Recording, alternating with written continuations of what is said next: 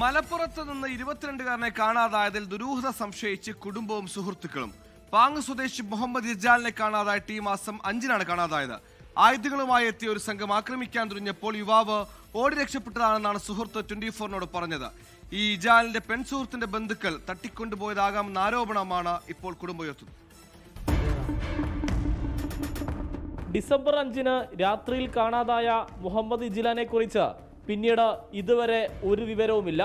5-ന് രാത്രി യുവാവും സുഹൃത്തും ബൈക്കിൽ സഞ്ചരിക്കുമ്പോൾ 10ഓളം വരുന്ന ആളുകൾ മറ്റൊരു വാഹനത്തിലെത്തി ബൈക്കിൽ ഇടിപ്പിക്കുകയായിരുന്നു.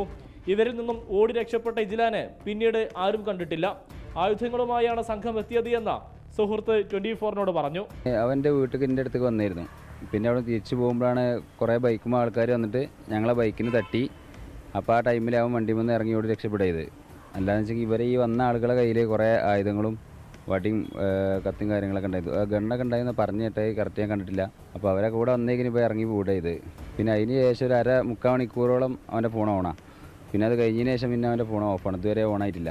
യുവാവിന് സൗഹൃദമുള്ള യുവതിയുടെ വീട്ടുകാർ ഈ ബന്ധത്തെ എതിർത്തിരുന്നു. യുവതിയുടെ ബന്ധുക്കളുമായി ബന്ധപ്പെട്ട സംഘമാണ് ആക്രമിക്കാൻ എത്തിയത് എന്നും സുഹൃത്ത് പറയുന്നു.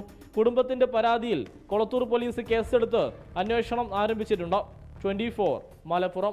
ലോകത്തെവിടെയായാലും ഏത് സമയത്തും 24 വാർത്തകളും ഓഗ്മെന്റഡ് റിയാലിറ്റി പാക്കേജുകളും എക്സ്പ്ലെയിനറുകളും വിശദമായി കാണാൻ ഞങ്ങളുടെ യൂട്യൂബ് ചാനൽ നിങ്ങൾക്ക് സബ്സ്ക്രൈബ് ചെയ്യാം.